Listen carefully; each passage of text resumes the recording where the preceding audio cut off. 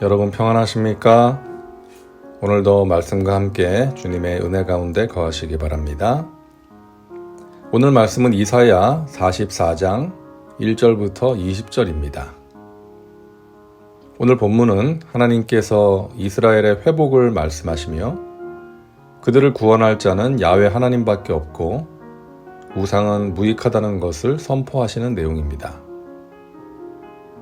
이스라엘은 범죄함으로 하나님을 배반하였고 그로 인해 하나님을 괴롭게 하였습니다. 그래서 하나님께서는 그들을 이방 제국에 의해 무너지게 하시고 비방거리가 되게 하실 것입니다. 하지만 하나님께서는 그런 이스라엘을 향해 나의 종 야곱, 내가 택한 이스라엘아, 이제 들으라고 말씀하십니다. 야곱은 속이는 자라는 뜻이죠. 그런데 그렇게 하나님을 속이고 배반한 백성들을 택하시는 것입니다. 내가 택한 이스라엘아. 하나님께서는 이스라엘을 다시금 회복시키기로 작정하시고 그들을 부르시며 회복의 소망을 주시는 것입니다. 너를 만들고 너를 모태에서부터 지어낸 너를 도와줄 야훼가 이같이 말하노라. 나의 종 야곱, 내가 택한 여수르나 두려워하지 말라. 이스라엘을 지으신 이가 하나님이십니다. 그리고 그들을 도와줄 분도 하나님이십니다. 하나님께서 이스라엘을 지으신 목적은 43장 21절에서 본 것처럼 하나님의 영광을 찬송하도록 하기 위해서죠. 그 창조의 목적을 이루기 위해서 하나님께서는 그의 백성들을 끝까지 붙드시고 도와주시는 것입니다. 하나님께서는 그의 백성을 내가 택한 여수르나라고 부르시는데요. 여수르는 올곧은 자라는 의미입니다. 속이고 배반한 그들을 올곧은 자라고 부르십니다. 의로운 자로 여기시는 것이죠. 그 의는 이스라엘에게서 난 의가 아닌 하나님의 의입니다. 범죄한 백성들을 끝까지 붙드시고 회복시키시는 하나님의 의에서 비롯된 것이죠. 하나님께서는 우리가 아직 죄인 되었을 때에 우리를 사랑하심으로 독생자를 주셨습니다. 그리고 그분을 믿는 우리를 의롭다 칭하셨습니다. 이것은 우리가 잘해서 획득한 의가 아닌 신실하신 하나님의 무조건적 사랑으로 주어진 의인 것이죠. 그래서 우리는 나 같은 죄인 살리신 주 은혜 놀라워하면서 감사하고 찬양하는 것입니다. 자, 하나님께서 이스라엘을 다시 회복시키기 위해서 하시는 일이 무엇입니까? 3절입니다. 나는 목마른 자에게 물을 주며 마른 땅에 시내가 흐르게 하며 나의 영을 내 자손에게 나의 복을 내 후손에게 부어주리니. 나의 영을 내 자손에게 나의 복을 내 후손에게 주리니. 하나님의 영, 성령을 충만하게 받는 사람이 하나님의 복을 받는 사람입니다. 하나님의 영은 죄로 인해 황폐하게 된 이스라엘이 회복하는 데 있어서 결정적인 역할을 하게 될 것입니다. 하나님과 맺은 언약을 새롭게 갱신하고 하나님의 백성들이 하나님의 뜻을 행할 수 있는 힘을 주십니다. 그래서 다시금 하나님의 친밀한 언약 백성이 되도록 역사하십니다. 지금도 성령님은 우리와 함께 하시며 우리의 연약함을 도우십니다. 하나님의 뜻을 알게 하시고 따를 수 있는 힘을 주십니다. 진리를 깨닫게 하시고 생각나게 하십니다. 권능받아서 증인의 삶을 살게 하십니다. 6절부터는 하나님 외에 다른 신이 없고 우상은 헛된 것임을 선포하십니다.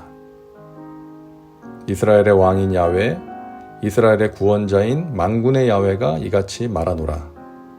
나는 처음이요 나는 마지막이라. 나 외에 다른 신이 없느니라.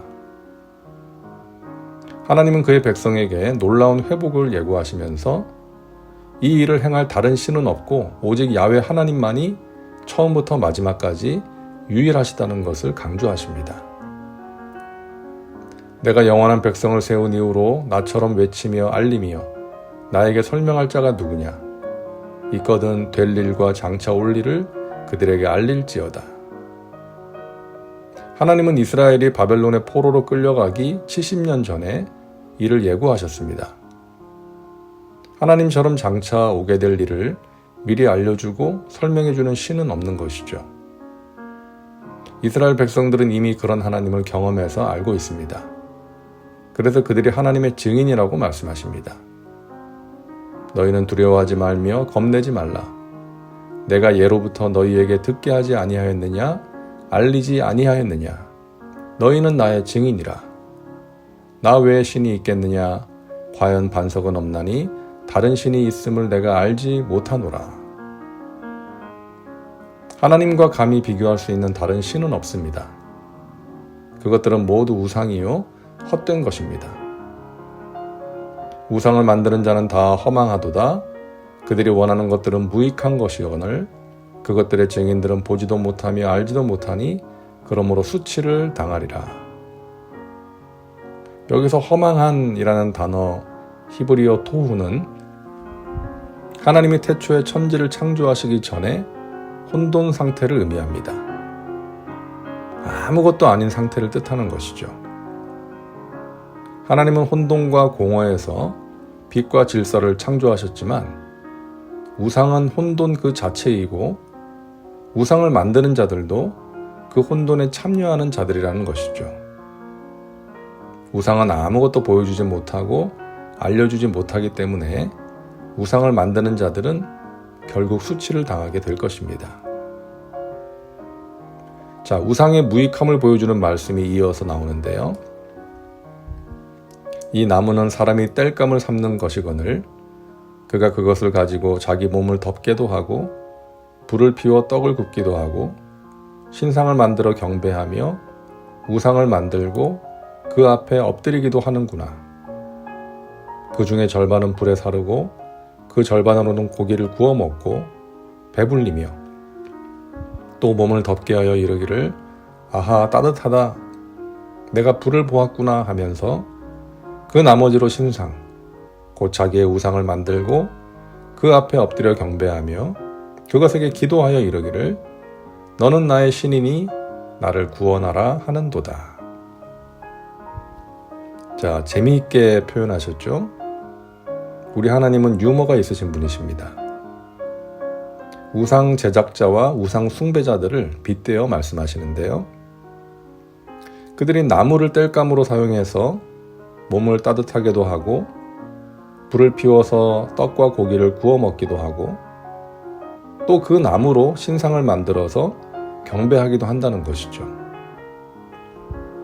나무로 불을 피워서 아 따뜻하다 라고 하면서 그 나무로 우상을 만들어서 나를 구원해 주세요 라고 한다는 것이죠. 땔감으로 쓰는 나무로 인간이 만든 우상이 무슨 능력이 있겠느냐고 말씀하시는 것입니다.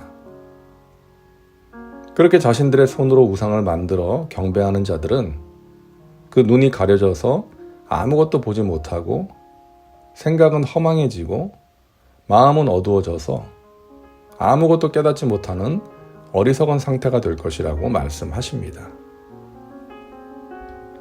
사랑하는 여러분, 우리가 믿는 하나님은 유일하신 하나님이십니다. 창조주요 구원자이십니다.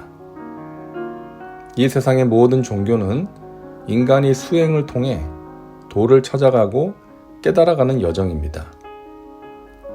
그러나 우리가 믿는 하나님은 우리가 하나님을 알기 전에 먼저 우리를 아셨고 우리가 하나님을 찾기 전에 먼저 우리를 찾아오셨습니다. 말씀으로 우리를 깨닫게 하시고 위로하시고 인도하십니다. 우리를 환난에서 건져주시고 우리의 발을 반석 위에 세워주십니다. 그리고 영원한 나라로 인도해 주십니다. 그 하나님을 흔들림 없이 끝까지 바라보시고 붙드시길 바랍니다. 하나님으로부터 멀어지게 만드는 우상을 단호하게 치워버리고 주님만 바라보시기 바랍니다. 기도합니다.